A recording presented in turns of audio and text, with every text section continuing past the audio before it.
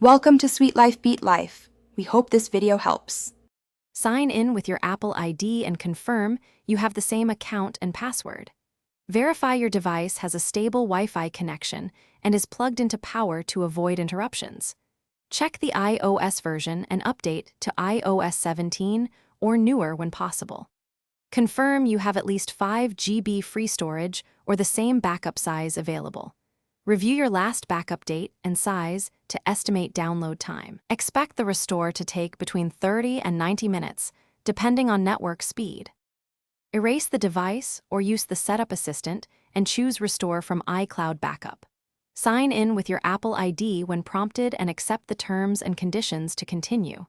Select the desired backup by its date and size, then tap Restore to begin the process. Keep the device connected to Wi-Fi and to power during the initial restore phase for reliability.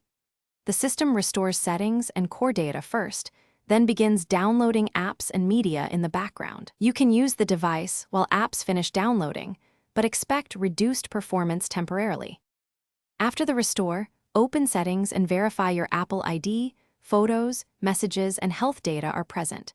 Re-enter passwords for email accounts and third-party apps to restore account access and push notifications. Check iCloud Drive and Photos app for media and confirm device storage reflects the restored data. If apps are missing, open the App Store and manually re-download them using your Apple ID purchases. If the restore fails, reboot the device. Retry the restore or select a different backup if one exists. Contact Apple support only if multiple attempts do not resolve the issue. Thanks for watching. Consider subscribing if we helped you.